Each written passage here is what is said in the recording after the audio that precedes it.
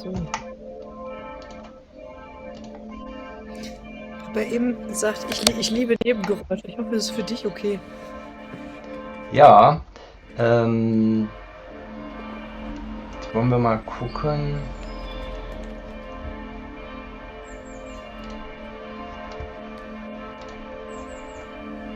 Wow, das ist ganz schön was los bei dir. So, Ja, die heiraten bestimmt alle jetzt. Das denke ich immer, wenn ach die so. Glocken da sind. Hm, So, der Sound ist jetzt ein bisschen schlechter, aber ja, das können wir bestimmt später lösen, oder? naja, du hast halt jetzt die Glocken im Hintergrund. Also, Ist ja gleich vorbei. Wie kommt das bei dir an? Ich höre das jetzt zum Beispiel weniger durch die Kopfhörer. ja, es ist ungefähr gleich, also die Glocken sind ungefähr einen Tick leiser als du. Also, Ist ja herrlich.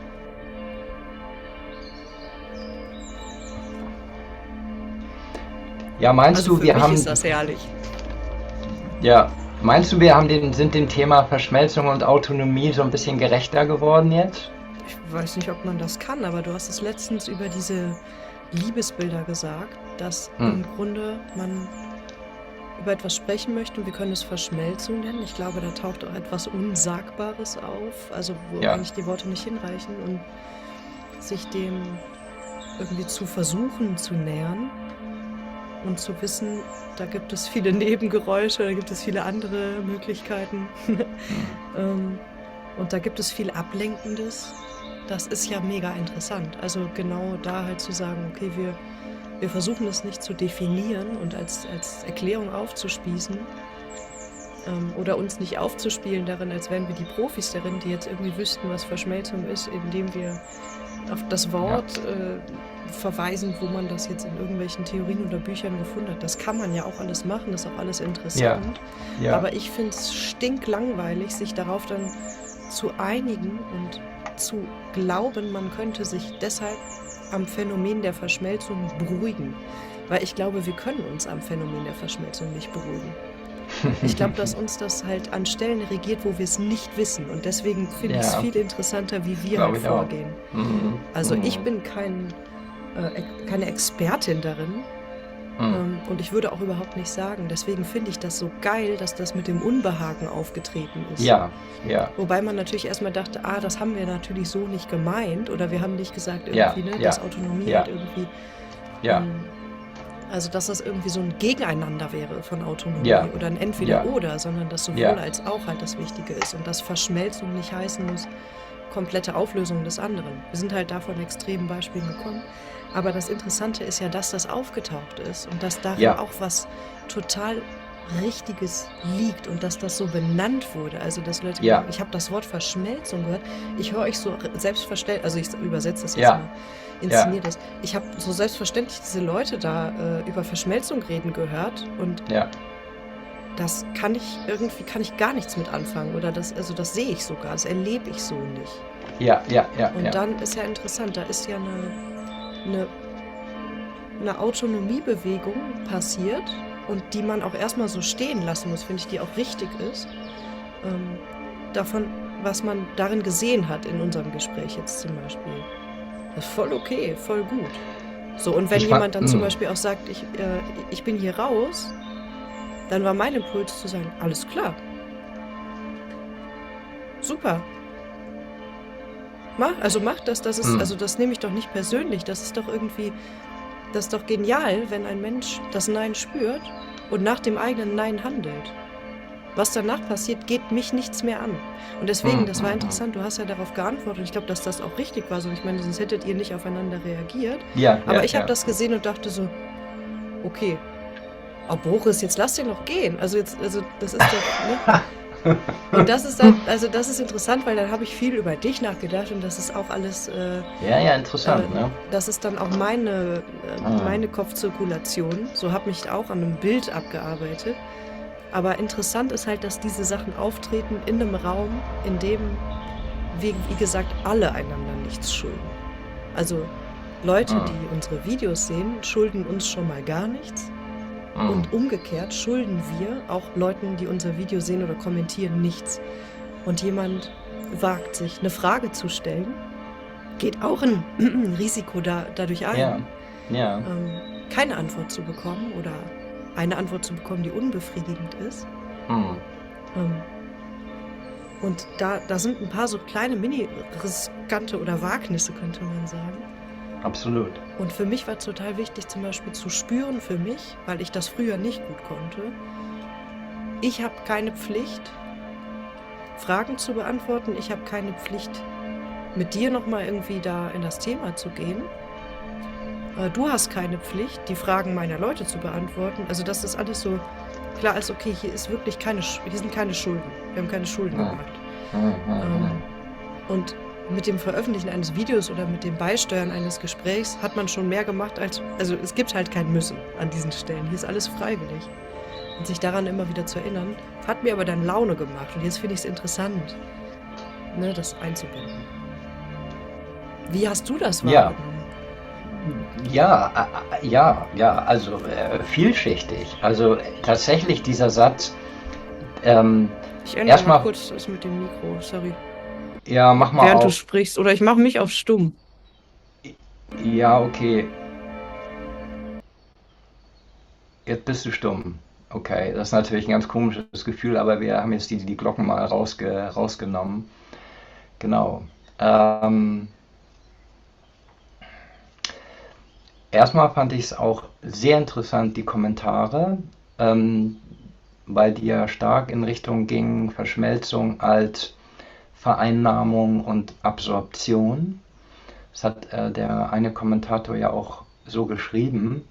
Und, und das fand ich sehr interessant. Allerdings, genau, ich fühlte dann tatsächlich auch so ein bisschen wie, oh, ich habe einen Fehler gemacht, im Sinne von, ich habe nur einen Aspekt betont und habe den Aspekt der Autonomie irgendwie außen vor gelassen. Also ich fühlte mich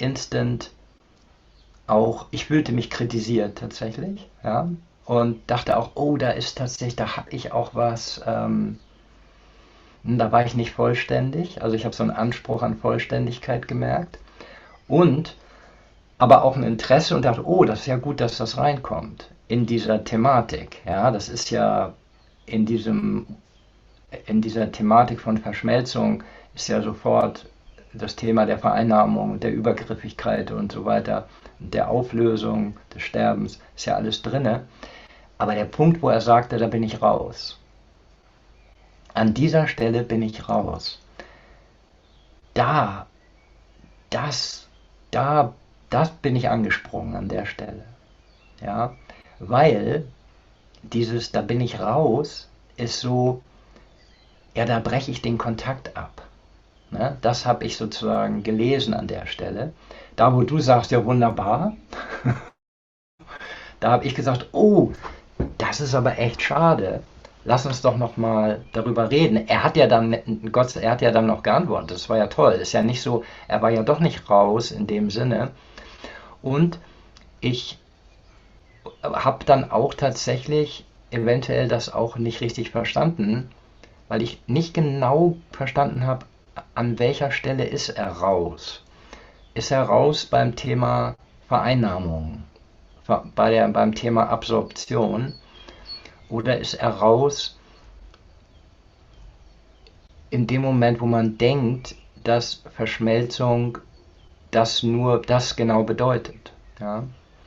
Ähm, also dass hier etwas verlangt wird, so als hätten wir oder ich ein Ideal skizziert, dem man jetzt genügen müsste. Ja? Und an der Stelle bin ich raus.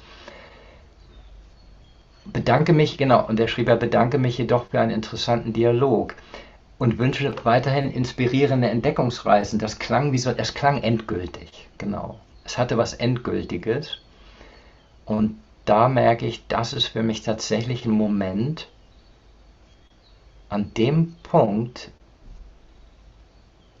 loszulassen. Das fällt mir schwer. An dem Punkt hake ich nach. An dem Punkt gehe ich nochmal in den Kontakt. Und das ist tatsächlich auch ein inneres Thema in mir. So. Ja, dass ich finde, Kontaktabbruch ist ein krasses Ding. Jetzt kommen mir auch so andere Dinge, kommen mir in den Sinn, ne? Wenn du jemandem schreibst und es kommt keine Antwort. Ne? Also das nennt sich ja Ghosten, ne? Ist das Ghosten, was man so im modernen Ghosten nennt? Also du sagst irgendwas, aber es kommt keine Antwort. Ist das das? Ah, jetzt kommen Ich, die Glocken, Gott sei ich, Dank. ich entghoste mal hier meine, Ja, entghoste dich mal meine bitte, genau. Situation. Ah, Also Ghosten ist natürlich ein spannendes Thema an dem Punkt, weil das ist, hm. ich glaube, man muss das ein bisschen spezifizieren. Also Ja, ich glaube, das Interessante an Ghosten oder der Punkt beim Ghosten ist, dass da jemand schemenhaft bleibt. hm. Also das Phänomen ist, ob das beabsichtigt ist oder nicht, ist nochmal eine völlig andere Frage, aber jemand geht und bleibt dennoch auf eine Weise. Ah, okay. Hm. Also, also die Lücke klafft, die Lücke ruft, die Lücke schreit. Oder die Abwesenheit wird zur Anwesenheit, aber in anderer Form. Ah, nice, Entweder ja. man Hm. konstruiert das und man nennt das Hm. vielleicht Hm. etwas Ghosting, was einfach nur eine Verzögerung ist oder was auch immer, kann Ja, auch alles ja. Mögliche sein. Da wird viel, das ist auch ein Begriff, der viel genutzt wird, glaube ich, um sich Hm. aus der Verantwortung zu bringen, halt sich zu einem Verlust zu verhalten oder von einem Abbruch. Ah. Und ich kenne den Zug, den du beschrieben hast und dieses Nachhaken und doch nochmal Angebot machen, doch nochmal auch Hm. etwas formulieren. Und habe das jetzt irgendwie beim ersten Mal, zum Beispiel deinen Kommentar, habe ich zweimal gelesen. Hm. Also da waren Stunden zwischen. Und beim ersten Mal habe ich gedacht, ne, lass den doch irgendwie. Genau, das hast du gesagt. Aber das Ach, ist lass mein den doch, ja. Problem, das ist halt nicht Ja, da. ja, Das klar. warst ja du, das war ja nicht ich. Und da bin ich verschmolzen, da war ich nicht bewusst. Da bin ich quasi mit dir in der Funktion unbewusst verschmolzen. Weil das war ja, also ich habe dazu gefühlt, als hätte ich nachgehakt. Hm. Als wäre ich dafür verantwortlich, was du bei mir schreibst. Was ja absurd, das ist ja bekloppt. Das ist ja nicht mein Problem, ne, was du machst. Das ist ja deine Freiheit Ja, ja, ja. Hm. oder eure Freiheit. Und beim zweiten Mal habe ich auch noch andere Nuancen einfach verstanden in eurem Dialog. Also ich konnte es schon lassen. Ähm, aber das war für mich auch ganz interessant, beides zu haben, weil ähm, ich etwas bei mir festgestellt habe, wo dieses nicht mehr nachhaken müssen für mich auch ein entspannendes Moment war, Hm. das zu bemerken.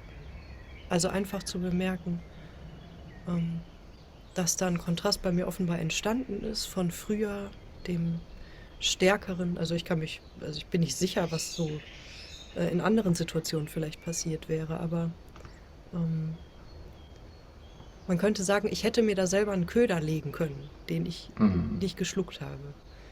Ähm, also ohne jetzt zu sagen, der andere hat eingelegt, aber ich selber hätte es machen können. Und es ist nicht passiert. Das heißt, da ist irgendwas vielleicht geheilt an der Stelle, Hm. wo der andere mit dem Abbruch was von mir, ein Stück von mir rausgerissen hat. Hm. Du hast von Ganzheit eben gesprochen, das war ein Hm. super Hm. Stichwort. Ähm, Das Empfinden, dass der andere ein Stück von mir wegreißt, das er ergänzt hatte, Ja. weil bei mir überhaupt eine Lücke war. Mhm.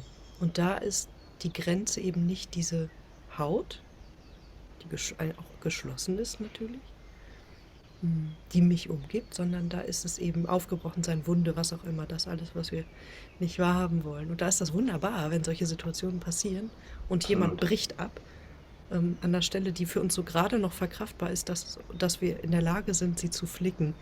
Also Hm. uns dann erstmal um die Wunde zu kümmern. Und dann ist es nicht mehr schlimm, wenn jemand auch einfach die Beziehung an der Stelle abbricht. Das ist jetzt Zufall, Hm. dass das an der Stelle für mich so war und vielleicht für dich ein Thema sichtbar werden konnte. Und das ist ja wunderbar, ne, Hm. wie wir uns da gegenseitig halt die Hinweise liefern, die Knöpfchen drücken, die Seiten zupfen sozusagen, wo es ungefährlich ist im Grunde, weil wir ja, wie gesagt, da einander nicht kennen, einander nichts Hm. schulden, eigentlich keine richtigen Beziehungen miteinander haben, in denen es um mehr geht, in denen mehr auf dem Spiel steht. Und Hm. trotzdem inszenieren sich selbst da halt solche Momente, an denen uns etwas auffallen kann, wenn wir genau hinsehen, wenn wir das nutzen, die kleinen Trigger, könnte man sagen. Und das ist bei den Übungen, bei der Arbeit mit Grenzen und ich gehe da jetzt nochmal hin, weil auch in Richtung Embodiment, weil ich einfach aus meiner Erfahrung kenne, dass das etwas ist, was was ich Jahre hinweg akribisch übe, Hm. weil ich eben da ein Unvermögen festgestellt habe irgendwann. Und auch zum Beispiel ganz zu Anfang, als das Thema überhaupt reinkam, wo ich auch erst machte, boah, Grenzen setzen, habe ich keinen Bock drauf. Ich will doch irgendwie hier eine Einheit finden. Und irgendwann diese Notwendigkeit kam, weil ich merkte, okay, ich Hm. krepiere, ich gehe kaputt an diesem Nicht-Grenzen setzen können. Ich Ja, treffe richtig dumme Entscheidungen. ja, Ich sorge dafür, dass Katastrophen in meinem Leben passieren, die ich nicht erleben will. genau, eigentlich in Und der Verschmelzung, ne? genau, Das aber in sind der die negativen. Katastro in der negativen Verschmelzung, ne? Das sind die Katastrophen in der negativen Ja, Verschmelzung, wo ja. man verschwindet, wo man sich verliert. Ja, Und das ja, ist nicht ja, nur ein sich verlieren, sondern es ist natürlich auch eine Vernachlässigung für den anderen. Deswegen ist dieser Hinweis von, ja, dass ja, der andere auch als Autonomes erhalten bleiben soll, nicht nur in dieser göttlichen ja, Ganzheitsfunktion, wie du das letztes Mal ja, zu Recht auch angesprochen hast und punktiert hast, also als Elternfigur, sondern wirklich als anderer. ja, Und das ist auch eine Form der Vernachlässigung. Also dieses, ich gehe ja, hier ganz ein und ich funktioniere hier voll für dich und ich mache dir alles recht, ist auch, ich verschwinde und ja, ich bin nicht mehr greifbar für dich. ja, So, es ist auch eine Vereinnahmung, nur halt umgekehrt. Also ja, man kann das immer irgendwie wenden und man merkt, dass diese Dinge ineinander verschränkt sind. ja. Und Und es ist diese interessant, akribische Arbeit ist halt, ja, ja, also nur kurz ein, zwei Sätze noch dazu, wenn das für dich hm, okay ist. Da taucht ganz viel auf. Genau diese Sachen, die du hm, jetzt beschrieben hast, aber auch also dieses Erschrecken und auch ja, dieses sich wie ausgekotzt fühlen, wenn man eine Grenze zieht. ja, Und auch dieses Abbruchmoment, hm, die Angst, dass der andere geht, das Erfahren, dass der andere, also dass Menschen auch gehen und Menschen nicht einverstanden damit sind, wenn man plötzlich Grenzen setzt, wo man es vorher nicht getan hat. ja, Oder auch der Ärger mancher Leute, dass man kein Problem damit hat, wenn sie gehen. ja. Das entsteht auch. Also, dass Das da gibt's auch. Kämpfe inszeniert werden nach so einem, da gehe ich jetzt, das gibt es ja auch, also dass Leute halt Ja, demonstrativ gehen, ja, um das zu provozieren, was jetzt vielleicht irgendwie auch da passiert ist, was in dir ausgelöst wurde. Und wenn man da eben nicht mehr für empfänglich ist und nicht mehr drauf reagiert, dann können da nochmal richtig Nachwehen kommen von klar. neuen Inszenierungsformen. Das kann ganz viel Hm, passieren. Es kann in einem selber was inszeniert werden durch andere im Kontakt. Aber dieses auch mitzuüben, bei diesen Grenzsachen, nicht nur sich vom anderen abzugrenzen, sondern auch auszuhalten, dass dann vielleicht keiner mehr da ist. Dass ich mich alleine unterhalten muss. Dass ich wirklich alleine bin, wenn ich gehe oder wenn ich jemanden verscheuche. Dass der dann wirklich weg ist, diese Konsequenz. Das ist etwas, was wir, glaube ich, oft auch vermeiden wollen zu erleben. Und deshalb ja, die Spielchen weiterspielen. hm, Dass ein bisschen, wie könnte man sagen, Brotkrumen von Kontakt noch da sind. Dass es zumindest nicht nichts ist. Und hm, das macht uns, glaube ich, anfällig dafür, diese Sachen nie ganz zu lösen. Müssen wir ja, vielleicht auch nie ganz lösen, aber das entmutigt uns schon an der Stelle, weil wir Angst haben zu verhungern. So. hm, Und da, also ich weiß nicht, ob das der goldene Weg ist vielleicht auch ein bisschen radikal oder extrem, aber das war für mich zum Beispiel wichtig oder bleibt wichtig, diese, dieses ganz Alleinsein, dieses ganz Verlassensein, auch einfach immer wieder zu überleben, immer wieder zu durchleben und an den Punkt zu kommen, wo ich merke, okay, bin noch da. Okay, was passiert jetzt? Wie ist es hm, jetzt? Ist es jetzt hm, anders? Diese Selbstverantwortung wirklich an der Stelle sehr ernst zu nehmen. hm, Und wenn wir immer vermeiden wollen, das Erleben, also uns von diesem Erleben auch wirklich auf den Boden nageln zu lassen und wirklich durchdringen zu lassen. Und ich sage nicht, dass man das provozieren muss oder dass man da irgendwie hardcore-mäßig so haut drauf-mäßig sein muss, wie ich das jetzt irgendwie beispielsweise für mich gemacht habe. Aber ich glaube, wenn wir auch an den Stellen zu samthandschuhig sind und zu sehr immer sagen, das muss immer in Begleitung sein, das muss immer mit therapeutischer Hilfe sein und sowas, dann kann das sein, dass man am Ende des Tages alles nutzt, um das zu umgehen und sich zu hm, wenig zutraut und immer denkt, man wäre weniger fähig, weniger kraftvoll, weniger autonom, als man es tatsächlich sein könnte, hm. wenn man auch sich selbst aus, aus diesem Nicht-Glauben an sich selbst, dass man das kann, nicht endlich mal befreit. Und ich weiß nicht, ich kenne keinen anderen Weg. Mir fällt keiner ein, der das nicht irgendwie immer noch so umschifft. Und damit halt zu einem Scheinriesen macht, zu einem größeren Gegner, als es dann tatsächlich ist. Denn das Ding Hm, wird kleiner. Es wird wirklich kleiner. Es wird wirklich kleiner im systematischen hm, Erlauben dieser Katastrophe oder dieser Krise, weil wir in dem Moment erst feststellen, ich bin nicht mehr der Säugling. Ich weiß, etwas in mir erlebt noch so und das ist hm, gerade sehr laut und das überschreit wie diese Glocken, überschreit die ganze hm, Situation. Das prägt die ganze Situation. Ähm, Es ist okay. Lass es schreien. Also das ist ja das ist ja kein echtes Wesen. Das ist ein Hologramm, das ist eine Erinnerungsspur, das ist man könnte sagen, Gespenst.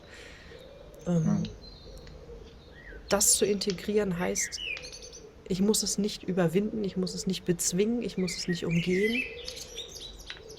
Ich finde irgendwie einen Weg, damit zu kommunizieren und das Teil von mir sein zu lassen. Und ich gehe trotzdem weiter. Ich mache trotzdem den neuen Terminvorschlag von 10 Uhr statt 9. Oder ich warte trotzdem mit meiner Antwort, bis mein Nein einmal durchgeflossen ist. Und noch zweimal hm. mehr, als ich mich sonst trauen würde. Das sind diese Momente, in denen beides da ist und wir diese Ambivalenz auch ehren. Denn wir, also ich weiß, dass es manchmal, es könnte so ein Relativieren sein, aber es ist auch ein Vermögen, von sich abrücken zu können ein bisschen. Es ist auch ein Vermögen darin, ähm, zum Beispiel Kompromisse einzugehen, sofern sie keine faulen sind. Weil oft Hm. kommt das vor, dass Leute, die extrem sich vereinnahmen lassen, irgendwann an diesen Punkt kommen, so von jetzt nie wieder. Und jetzt mache ich nur noch, was ich will. Und dann fangen die Leute an, Genau. so Grenzen zu setzen, um also und das möglichst demonstrativ und möglichst immer Hm, in einer rigiden Form, hm, die, ich meine, gut, solange das nötig ist oder solange man das für nötig hält, kann man das ruhig nachholen. Aber es hat auch was Pubertäres, was, wie gesagt, okay ist, ne, als Phase. Aber manchmal verhakt man sich dann in dieser Rolle. Wo hm, man dann sagt, ich habe da hm, nie wieder was mit zu tun. Ich habe nie wieder was mit Ansprüchen und Bedürfnissen anderer zu tun. Und das ist auch Kontaktverlust. hm. Dann wirst du halt Ja, ganz zu dem anderen. das ist dann halt das Pendeln in der anderen Richtung, ne? Also Ja, so, wo, also was mir klar wird, worüber wir hier sprechen, ist immer noch, und deswegen, wir sind immer noch in diesem Spannungsfeld von Autonomie und Verschmelzung. Ne? Wir sind unterwegs, wir sind bei diesem Themenkomplex. Oder auch, wenn du zum Beispiel sagst, ach, lass ihn doch gehen, ne? Lass ihn doch ziehen, da sagst du ja eigentlich, lass ihm doch seine Autonomie, ja? Lass ihn doch gewähren. Und ich sage dann sozusagen, nee, bleib doch noch. Ne? Ich sage zu ihm, bleib doch noch. Und du sagst, nee, wieso, lass ihn doch ziehen. Und eigentlich ist das ja diese Spannungswelt. Und, und es scheint ja so, was du sagst, scheint ja so zu sein, dass du aus der Verschmelzung kommst und lernen musstest, mehr und mehr Nein zu sagen. Also mehr und mehr Abgrenzung, mehr und mehr Autonomie eigentlich. Mit dem Risiko des Liebesverlustes. Ne? So. Und das musst du lernen. Oder Embodiment ist ja eigentlich ist das ja Autonomie. Ne? Also ja. Embodiment, also der Körper steht ja für Autonomie. Sich So, selber ja. ausfüllen auch. Und ja, Ja, genau. genau. Und natürlich auf der anderen, also tiefer als Autonomie oder in diesem Autonomie-Ding kommt dann auch die Einsamkeit, das Alleinsein. Ja. Und das irgendwann sind wir allein. Ja, irgendwann sind wir allein. Und also die Begleitung kann nur bis zu einem gewissen Grad gehen. Ja. Ja. Aber umgekehrt, jetzt aus einer Position von jemand, der schon sehr autonom ist, ja, also schon sehr abgegrenzt ist, für den ist ja im Grunde die Bewegungsrichtung genau die gegenteilige. Ja. Und da ist eigentlich die Bewegungsrichtung in Richtung Verschmelzung oder in Richtung der hat ja teilweise sehr, sehr enge Grenzen. Der hat ja teilweise sehr klar definierte Grenzen. Oft im Geistigen, ne? Oft im Mentalen auch. So. Also der, Man könnte sagen, ist definiert, also ein Mensch, der eher Abstand wählt, ja, ist also eher ein Distant. definierter in dieser Vorstellung. Ja, er ist, ob er das wirklich innen drinne ist, weiß ich nicht. Aber ich war jedenfalls so jemand. Ja, so. Okay, also du hast dich kontrolliert Ja, nee, erlebt. genau. Mich eigentlich zurückgezogen. Auch zurückgezogen aus Mhm. dem Kontakt. Ich war sozusagen präventiv, ja, Okay. präventiv distanziert, Mhm. um ja nicht zu viele Ansprüche, also um ja nicht in die Momente von Nein zu kommen. Ich habe das schon vorher erledigt. Ja, also ich meine, das beste Nein ist ja eins, wo du gar nicht mehr gefragt wirst, ne? Wo das schon implizit klar ist. Oh ja, Ne? das kenne ich ja auch. Ja, es ist schon implizit Ich komme nicht klar. mal mehr in die Not, weil ich Angst habe, mich rechtfertigen zu müssen. Genau. Und du bist so distanziert und so, so autonom. Ja, so, und die Bewegung ist dann, denke ich, geht in eine andere Richtung. Ja, da ist das Sterben eher ein Sterben in die Begegnung oder in die Verschmelzung, würde ich sagen. Ne? So, Aber ähm, das sagt ja auch im Kontakt, also wenn ich im Kontakt hm, gehe, verschwinde ich. Das heißt, deswegen bleibe ich lieber auf Abstand. genau.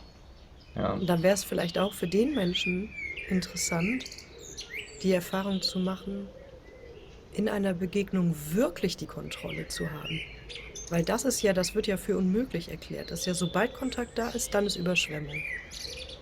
stimmt. Das ist wie der Verlust der Autonomie geht mit dem Beziehungseintritt einher. Genau. Das ist also da denkt man, das Genau, ist das ist die dasselbe. Idee. Genau, Und genau, es wird ja, gleichgesetzt und deswegen wird es schon die Anfänge werden schon abgewehrt. So interessant, krass. ja, das ist interessant, dass du sagst, dass man dann, ähm, dass eine Erfahrung von Kontrolle in der Beziehung eventuell eine sehr heilsame sein kann. Ja? So, Mir fällt dazu sogar ein Beispiel ein, okay. wie man das tatsächlich auch also gut üben kann. Das ist vielleicht nicht unbedingt mit den Hm, Liebespartnern direkt so. Man kann das hm, in anderen Räumen erstmal erleben, glaube ich, weil da auch viel hochkommen kann. Also wirklich viel klar. hochkommen kann. Aber dass man das ganz simpel mal als Spiel ausprobiert. Erstmal Okay. sich in den Körper zu bringen, natürlich, durch, weiß ich nicht, Schütteln beispielsweise und durch irgendwas, was einem dabei Ja, hilft. ja. Sich abklopfen und abreiben und sowas, all diese Sachen, die halt das anregen, also die die Nerven Mhm. anregen, dass da Energie fließen kann, Ja, dass man sich halt spürt und im Raum sicher fühlt, der erstmal ein abgeschlossener Alleinraum ist. Wir hatten das letztens mit denen hm, beide in verschiedene Räume, Tür zu und dann erstmal ja. für sich.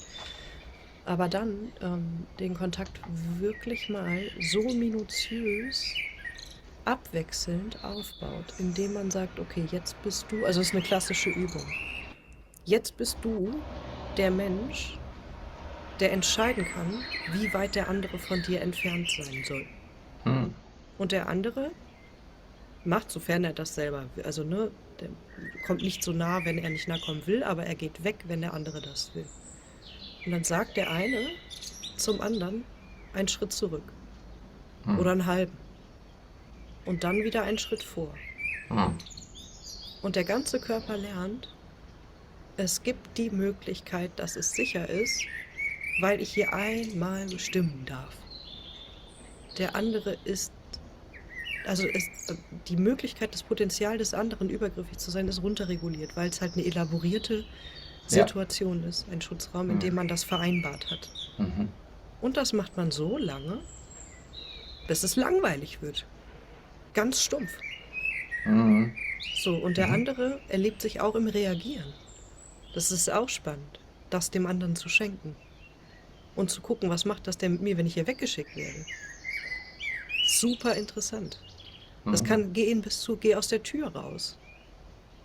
Und dann ist man da hinten alleine und das kann eine totale Freude auslösen, weil man einfach merkt, okay, der andere erlebt da gerade was total Wichtiges, der holt wirklich was nach. Und der andere erlebt vielleicht diese Ängste von, oh Gott, dann geht der andere ganz weg. Ne? Wie, wenn ich nicht Nein sage, sagt sie gar nicht dann. Das kann alles dabei hochkommen, deswegen ist das in diesen Schutzsituationen besser. Und dann werden die Rollen getauscht und dann sagt der andere, wie das jetzt läuft.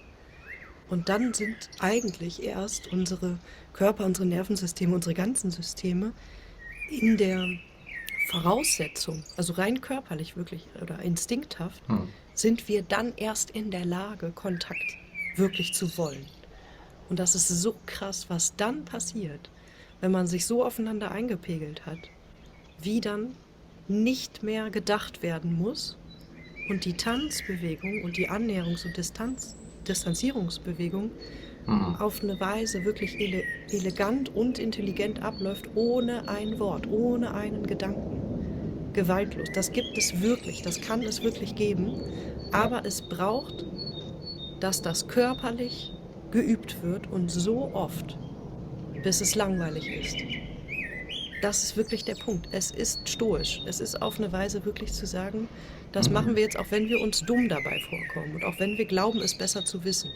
Es läuft nicht mental. Es ist Oh. unmöglich, mental diese Übung zu überspringen. Also es muss jetzt nicht diese Übung sein, aber ne, diese Mhm. Art des Explorierens zu überspringen. Das interessiert das Nervensystem einen Scheiß, was ich wo gelesen habe oder was sich klug anhört. Es interessiert den Teil, um den es dabei wirklich geht bei Grenzen. Ein Scheißdreck. So, ich kann Mhm. mir alles Mhm. vornehmen. Ich kann mir sagen, dass ich Mhm. autonom bin. Ich bin es nicht, wenn das nicht Mhm. wenn das mein Knie nicht spüren kann. Wenn mein Fuß das nicht weiß, Ja. dann bin ich aufgeschmissen. Ich würde nicht sagen, bis es langweilig wird. Also Ja, ich weiß es wird schon, nicht langweilig. ich weiß schon, was du meinst, aber das, glaube ich, ist nicht der Endpunkt. Der Endpunkt ist, es gibt dafür sogar ein Wort. Und das Echt? heißt Optimal Distance. Hm. Die optimale Entfernung. Also was ist denn eigentlich die Entfernung, die ich zu dem anderen haben kann, also haben möchte in diesem Moment? Und die Übung, die du beschreibst, ist eine wunderbare Übung. Ist eigentlich eine Übung von komm mal näher und der andere kommt näher und dann sagst du stopp, geh mal ein bisschen zurück. Oh, komm mal wieder ein bisschen näher. Und ich bin in Kontrolle. Ja, Ja, das ist das Wichtige. Ich bin in Kontrolle und kann selber experimentieren, weil sonst, und dann kann ich sagen, ja, geh mal wieder ein bisschen zurück und dann kann ich wieder, ausatmen. Geh mal noch weiter und dann, ne, und wenn du jetzt sagst, okay, geh mal sogar aus der Tür, das ist natürlich dann wieder das Risiko, ne, aber dieses zu spüren, okay, jetzt kommen wir wieder näher, das ist ja eine unglaublich gute Übung, die optimale Distanz zu finden, die ich im Moment aushalten kann, ja, die stellen wir sowieso her, aber halt auf unangenehme Weise. Selten, dass wir sie so in so einem spielerischen Umfeld herstellen. Ich glaube, das ist eine super Übung. So, und wir stellen ja. die Distanz oft her, indem wir uns verlassen. Oder den Ja, anderen, also indem wir einen Teil zurücklassen. Und der ja, bleibt verschmolzen übrigens. Und von dem spalten wir uns ab. Also ob wir uns jetzt ja, autonom vorstellen oder ja, konstruieren und damit wegspringen und eigentlich ein Antwortbedürfnis bleibt oder von dem wir halt dann nichts mehr wissen oder ja, andersherum, dass wir in das Feld des anderen springen oder uns saugen lassen. Das gibt es ja auch. Diese Form der Gravitation sozusagen, gegen die man meint, nichts machen zu können. Oder dass da ein Teil weggesaugt wird, den man sich dann irgendwie wieder zurückholt. Und das bindet die Menschen negativ verschmolzen auch aneinander. ja. Deshalb kommt man auch, und deswegen denkt man die ganze Zeit manchmal über bestimmte Leute oder Begegnungen nach. Man Ja, hat da du drin bist einen noch, Teil von ja. sich verloren. Ja, du bist noch verschmolzen. Ja, du bist in einer sehr engen Bindung, Ja, auch obwohl sie negativ ist, bleibst du in einer sehr engen Bindung. Das kann ja ewig Jahre dauern, ne? ja. Dass du noch innerlich in dieser Beziehung hängen bleibst. Ich habe noch mal eine andere Übung. Das war eine der ersten Übungen, die ich in meinem Leben gemacht habe. Die war auch krass. Da stand ich jemandem gegenüber und ich musste zu ihr, es war Mann, Frau, ne? Ich musste zu ihr sagen, ich will es haben. Und sie hat gesagt, nein, ich will es haben. Nein. Und das ging Viertelstunde. Habt ihr nur das gesagt? Ja, Krass. Aber das und war eine Übung oder war das spontan? es war eine Übung. Es Okay. waren 50 Leute gleichzeitig gemacht im Raum, draußen war es. Es war ein wildes Geschrei dann, weil es wurde geschrien, ich will das haben. Ich habe gerade Gänsehaut, das ist total Es war eine krass. unglaubliche Übung. Und weil das Ich will es haben kam auch, natürlich am Anfang ist es künstlich, am Anfang, ne, ist ja so, ich kenne die gar nicht, ne, so, aber das wurde in echt. Ne. Ich spürte plötzlich alles, was ich haben wollte, ja, Oh von ja. ihr. Und auch das Nein war ja sehr unterschiedlich. Und dann es zu wechseln. Ne? Nach einer Viertelstunde kommt sie und sagt zu mir, ich will es haben. Ja? Und in dieser, in dieser klaren Struktur, in dieser Einfachheit auch der Übung war eine unglaubliche Intensität, die sich da aufgebaut hat. Ja? Mhm. Ich habe noch ein Foto von mir, wie ich da stand. Ne? Ich war jung, also 20 oder so, weißt du? Krass. Ja, ja. Und das Ergebnis nach der halben Nacht am Ende also war dann so, dass der Leiter des Seminars, es war natürlich ein Körperseminar, es war ein ziemlich intensives Seminar, dass er dann sagte, ich soll sie hochheben. Ja, ich habe sie dann im Arm gehabt. So, ja. Und das war dann ein starker Moment. Ja, das war ein echt starker Moment, weil ich war extrem autonom. Also nach diesem, weißt du, alle Varianten Nein, weil was dann ja auch passiert ist, dass du zuerst ist das Nein ein distanziertes. Ja, eine ganz lange Zeit ist Nein Abwehr, Nein ist Distanz. Aber es wird immer mehr auch zu einem ja, unbewussten Ja. Es war dieses Nein, einfach nur hier zu stehen und trotzdem in Kontakt zu bleiben mit dem Gegenüber. Das war das Entscheidende. Es war eben nicht ein Nein, wo ich mich wegdrehe und weggehe, sondern es ist ein Nein im Kontakt. So, ja. Und dann war dann die Lösung, in unserem Fall, das war nicht bei allen so, aber bei mir war es dann so, ich sollte sie dann hochheben. Hm. Ja. Und du sagst, aber gut, kommen wir gleich zu dem. Das war nun, in dem Moment war das die Intervention und das war eine unglaubliche Befreiung und eine unglaubliche Liebe, die dann frei wurde und eine unglaubliche Verschmelzung. Ja. Aber zum ersten Mal die Verschmelzung aus der Kraft heraus und nicht aus der Schwäche. Ja. Es war eine Verschmelzung nicht aus Bedürftigkeit. Es war keine Verschmelzung von einem Kind mit einer Mutter, ja, oder einer Distanz eines Kindes zu einer Mutter, sondern es war jeder für sich. Ja. Es war wirklich, ich fühlte mich da tatsächlich sehr männlich in dem Moment und sehr autonom. Ja. Man spürt Und sich dann plötzlich mehr im Kontakt. absolut, Und absolut. das ist diese Magie, die Ja, entstehen kann. das ist die Magie, weißt du? Das ist die Magie. Und das ist natürlich ein außergewöhnlicher Moment gewesen und in dem Fall war die Frau auch älter als ich, ne? Ähm, das war schon auf vielen Ebenen für mich das weiß ich noch heute, das war ein krasser Moment, ja. Hm. Weil ein Nein wurde plötzlich zum Kontakt, ja. Es war nicht das Ende des Kontaktes, ja. Also von daher, da habe ich eben dran gedacht, als du von deiner Übung erzählt hattest, mit dem, ja, so. Ja, Hm. also voll spannend. Ich habe jetzt komisch geguckt, kurz, weil Oh, in mir, also ich habe mir das vorgestellt und dachte, okay, das ist ja richtig geil. Also und auch ja, total, also da ja, seid ihr auch weit gegangen.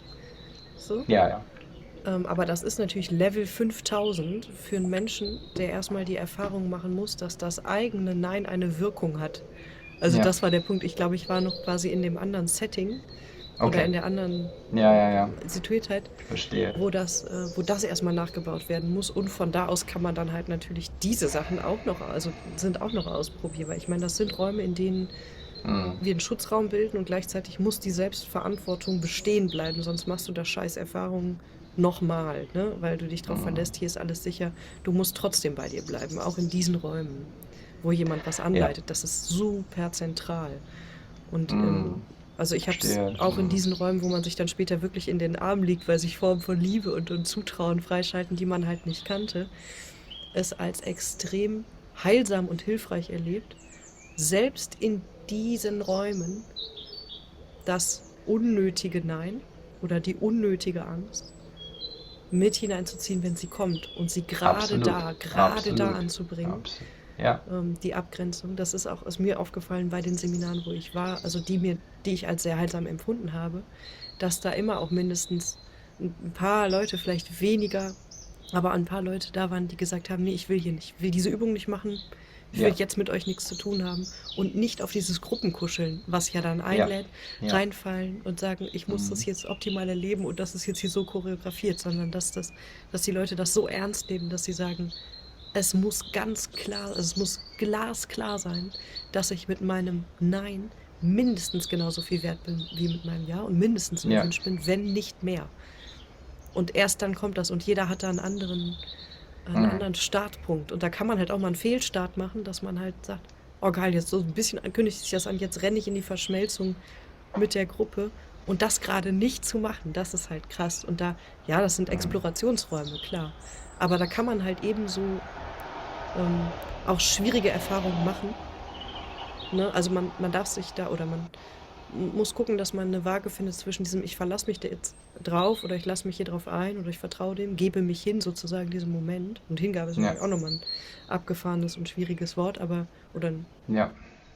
mehrschichtiges Wort. Und dass man gleichzeitig aber auch wirklich diesen Punkt nicht verliert, zu sagen, also auch sich daran zu erinnern, ich muss irgendwann aus dieser Situation raus, weil sonst entwickelt sich auch so eine Seminarsucht, dass die Leute immer wieder in diese Räume nur noch hinein wollen und halt Mhm. vergessen, dass es darum geht, dass im Alltag eigentlich in den Mhm. nicht elaborierten Situationen herauszufinden, wo da die Möglichkeiten sind, das Gelernte auch zu leben und zu etablieren und zu integrieren. Und dann halt immer nur noch in diese Räume wollen und diese Gemeinschaften bilden. Also, keine Ahnung, ich war da nie drin, aber ich kann mir auch vorstellen, oder mich hat das da nie so angezogen, weil ich will nicht ständig auf Seminar sein. Mhm. Ich will mit Wesen, die da gar nichts mit am Hut haben, auch tanzen können.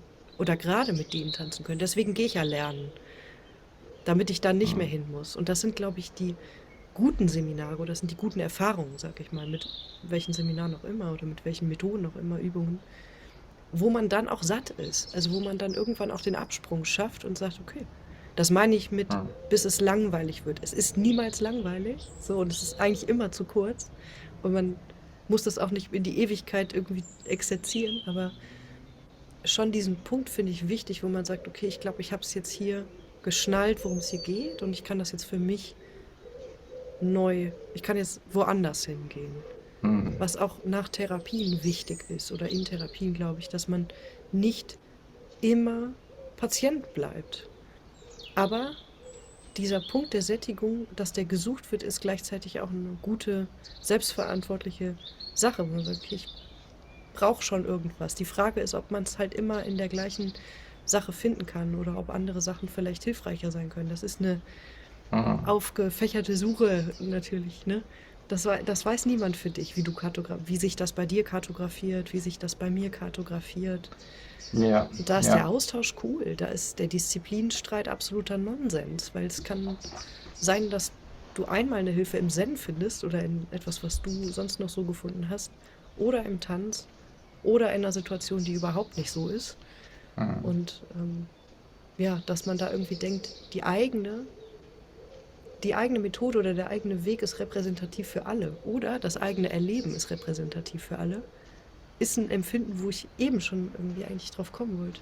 Jetzt laber ich ein bisschen die Puppen, aber dieser eine Genau, Punkt ist, ich muss ja, unbedingt noch zurück, bevor du dahin gehst, ja, okay. muss ich zumindest zurück das war eine andere Zeit damals, ne? Als ich Ja, 20 war, das war vor 40 Jahren, ne? Das war ein Encounter-Setting, wo es wirklich zur Sache ging. Ne, das findet heute nicht mehr so viel statt, denke ich mal. Mir hat das sehr viel gezeigt in dem Moment, ja. Und die Frage, nicht dem Gruppenzwang zu folgen, ist natürlich eine entscheidende Frage. Das ist wieder die Frage Autonomie oder Verschmelzung. Ne? Dem Gruppenzwang zu folgen ist Verschmelzung, ja? Ist eine falsche Verschmelzung. Ich will dazugehören. Also, ne? Und was du sagst, ist essentiell. In jeder Gruppe ist es hochspannend, wie wird mit Nein umgegangen. Also wie wird in einer Gruppe mit Autonomie umgegangen von Einzelnen. Das wäre für mich das oberste Kriterium. ja. Ja? Wenn die Autonomiewünsche des Einzelnen nicht respektiert werden, dann bin ich da fehl am Platze. Ja? Dann ist das keine heilsame Umgebung. Das ist ganz klar. Auch wenn in diesen Umgebungen genau mit diesen Themen auch gearbeitet wird. Ja, von großer Nähe und aber auch mit diesem Spiel, mit dieser Austarierung. Was vielleicht nicht ganz so ein hartes Beispiel ist in der Improvisation, ne? Im Kontaktimpro Ja. die Frage von die Aufgabe an den einen jetzt folge mal und der andere gibt vor. Jemand macht etwas und du folgst ihm einfach. Ja? Und die Rollen wechseln. Das finde ich, ist eine sehr sanfte Art. Mhm. Ja?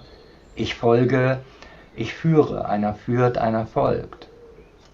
Und das dann auch wechseln zu lassen, das finde ich sehr interessant. Ja, Ja. das, Kontaktimpro ist krass. Ja. ja, Kontaktimpro ist toll. Also und das ganze Leben ist ja Kontaktimpro. Weißt du, Ja. jemand folgt, jemand führt, jemand folgt. Und halt somit die interessanteste Übung, finde ich, ist dann, wenn die Anweisung ist und jetzt folgen beide. Ich hatte vorhin Kontaktimpro mit einem riesigen Hund im Park, der Okay, ein bisschen wie mehr ist das Zeit. gelaufen? Okay. Also ich hatte ja dadurch, dass du den Termin verschoben hast, noch mehr Zeit. Also bin ich Mm, zum mm, Bäcker gegangen, habe mir irgendwie mm, Rosinenbrötchen gekauft und habe mich mm, damit mm. auf die Bank gesetzt in die Sonne und der Park war fast komplett leer. Bis auf eine Frau, die mir begegnete mit einem, das war ein Grizzlybär. Also der war riesig. Ich weiß nicht, wie diese Hunde heißen. Ich hatte von so einem ähnlichen Hund kurz vorher geträumt. Mhm. Das war total krass. Und ich habe den schon gesehen und dachte, boah, den würde ich so gern streicheln. Da würde ich so richtig gern mal, also den will ich anfassen. Natürlich macht man das nicht einfach so. Ja. Und als wir die Wege, also als wir an diesem Punkt, an dem Kontaktpunkt waren, habe ich das Gefühl gehabt, dass zumindest der Hund und ich plötzlich die Aufmerksamkeit für diesen Kontaktpunkt hatten. Und der Hund blieb wie angewurzelt stehen und kam aber auch erstmal nicht auf mich zu. Und dann bin ich auch stehen geblieben und habe mich ihm zugewandt. Und dann fing er an, auf mich zuzugehen. Und das war wie so bei Harry Potter diese Begegnung mit dem Hippogreif. Also erstmal warten, sich verneigen Ja, vor diesem genau, genau, majestätischen Wesen. Und er genau. war wirklich groß. Also es war krass. Ach, also fast schon unwirklich. Wie ein Löwe sah der aus. Also der hatte Hm. überall Mähne. Und dann habe ich tatsächlich nicht, also der Impuls wäre natürlich so also in den so reinzugreifen und den so, Ja. so zu nehmen und mit dem zu rangeln und so und zu ringen. Aber ich habe einfach was anderes gemacht, wie bei Kontaktimpro das ja auch häufig erstmal so eine Annäherung ist. Ich habe mit meiner Handaußenfläche ihm so über die Stirn gestrichen, ganz Hm. sanft. Und er kam mit dem Kopf so immer, also er hat das immer mehr intensiviert. Und das haben wir so ein Minütchen gemacht und die Frau, die mit ihm unterwegs war, die sprach meine Sprache nicht. Und ich habe die ganze Zeit also so ein paar Worte auf Deutsch gesagt. Und sie hat nur genickt und es war alles, also wir haben uns schon auch verständigt, ähm, dass das okay ist, ne? Und sie hat sich für den Hund, für das Verhalten des Hundes entschuldigt. Hm. Weil dann habe ich gesagt, okay, dann löse ich mich jetzt und ich gehe jetzt weiter. Ja, Und ja. dieser Hund ging so ein, zwei Schritte mit und dann blieb der wieder wie angewurzelt stehen und guckte mich an. Und das war wie so, okay, es ist noch nicht vorbei, diese Interaktion. Und dann habe ich mich kurz mit der Frau kurz geschlossen. So, wir haben uns signalisiert, ist okay. Und dann fing dieser Hund an, unter meiner Hand, also ich habe das wieder gemacht, sich plötzlich auf den Boden zu schmeißen, auf den Rücken und seinen Bauch zu präsentieren. Und dann war klar, okay, ich soll jetzt auch den Bauch einmal abstreifen. Nice. Und das haben wir kurz gemacht und ich habe gemerkt, dieser Hund gibt vor, der hat ja auch die geschärfteren Instinkte und ich folge und ich schmeiß mich nicht mit meinem Bedürfnis jetzt, ne, das, den zu bekuscheln sozusagen, schmeiß mich da nicht rein, obwohl der so stark ist. Es war kein fragiles Tier, sondern richtig, es hätte sich angeboten. Ähm, Und das war echt eine majestätische Begegnung. Das war wirklich, die sollte sich auch zum Abschluss bringen. Und dann sagte die Frau das einzige Wort: Morgenritual. Das fand ich so geil. Weil ich habe heute Morgen auch keine Praxis gemacht. Aber das war die Praxis. Und im Kontakt tauchen diese Intensitäten auf. Hm. Und das, ja, auch wenn zum Beispiel in Kontaktimpro noch eine andere Anekdote, wenn du magst. Ich habe einmal bei Kontaktimpro eine Situation gehabt, die fand ich richtig geil, weil du hast ja da oft auch alle gehen ja hin wegen des Flows, also ne, man will ja auch Ja. mal irgendwie durcheinander rollen und irgendwie nicht mehr wissen, wo gehört mein Bein hin und alles ist also diese abgefahrenen Situationen von wirklich auch Verschmelzung von Bewusstsein und sowas erleben.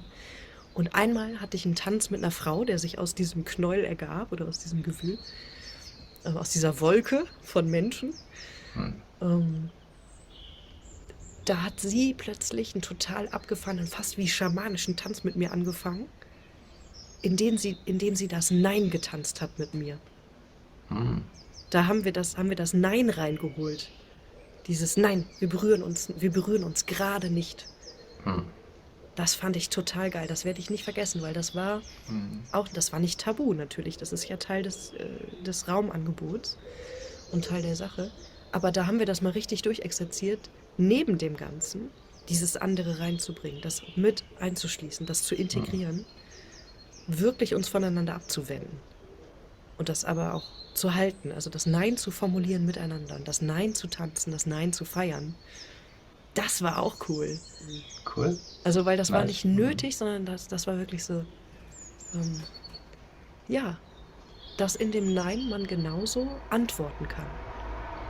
Und da ist dieses Antworten können in Verantwortung, in Selbstverantwortung Ja. Ja. und auch in Verantwortung für den anderen oder für den Kontakt. Nicht für den anderen, aber dafür, dass man auch möchte, dass der andere in dem Kontakt auch er selbst sein und bleiben kann.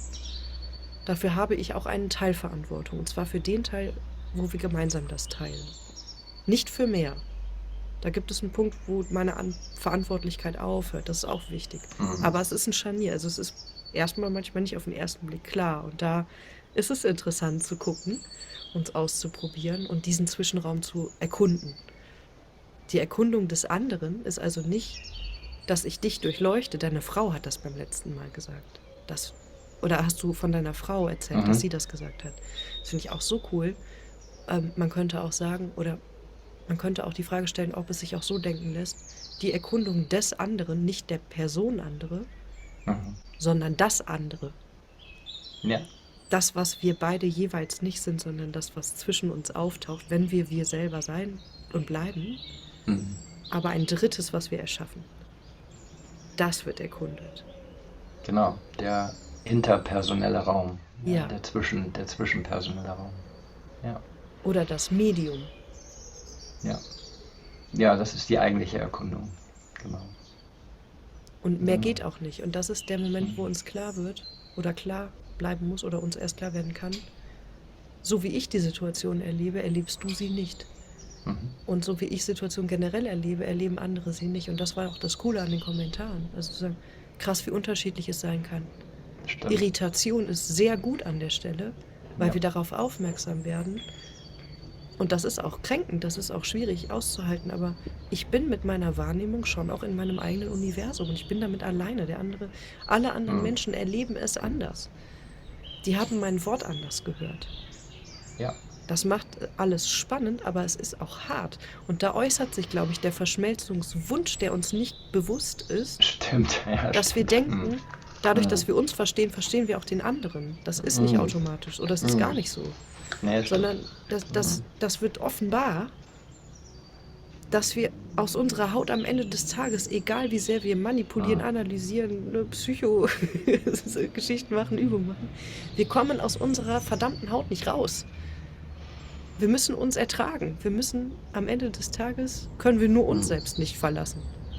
Und das ist der Punkt, wo das, wo das eine gesunde Irritation sein kann, wo sie aber in manchen Fällen auch dazu führen kann, dass diese Irritation bei manchen Menschen in manchen Konstitutionen auslöst, dass sie sich den anderen wirklich einverleiben. Und da passieren richtig krasse Sachen, da passiert extreme Gewalt, weil nicht ausgehalten wird, wie alleine man am Ende des Tages oder wie einsam man immer bleibt.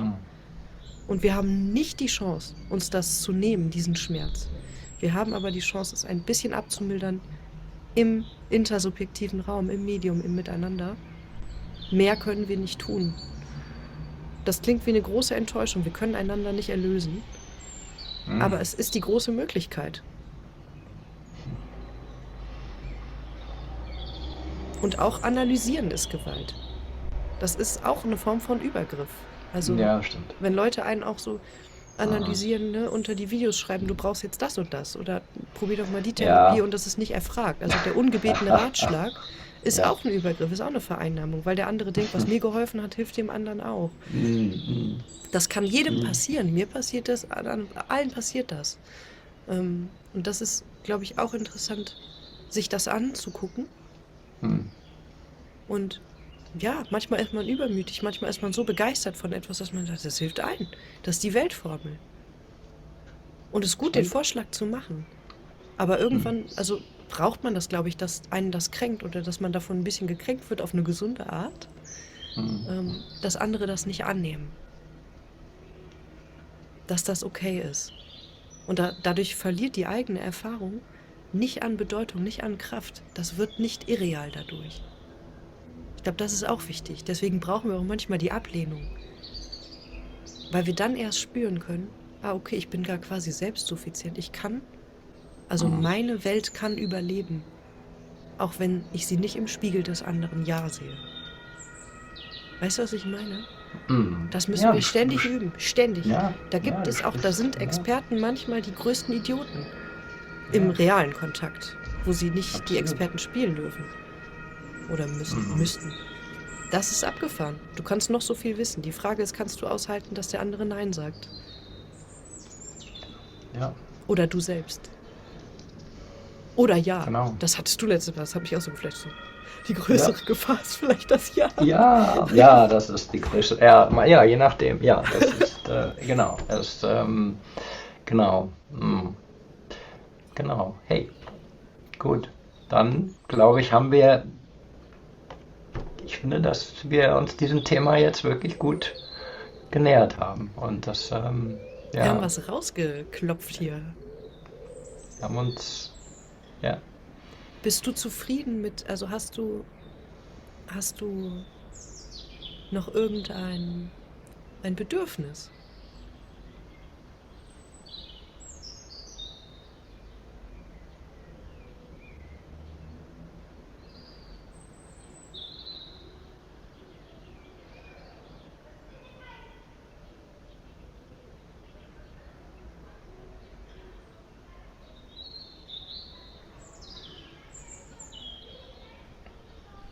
Nee, das jetzt hier einfach still am Ende.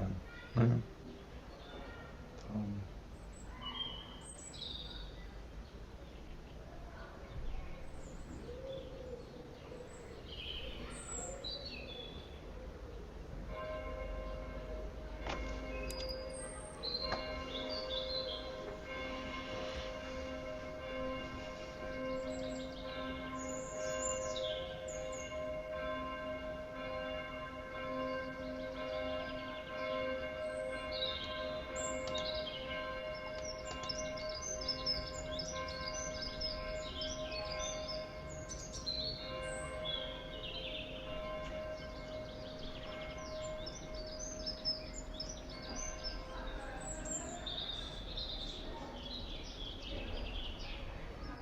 Ja, dann wünsche ich dir noch einen schönen Tag, Das wünsche ich dir auch. da wo du bist.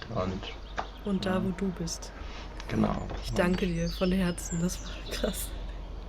So ist das. Ein schönes Ende. Ja, sehr Ja. schön. Mach's Ciao, gut Boris. erstmal. Ciao, ciao.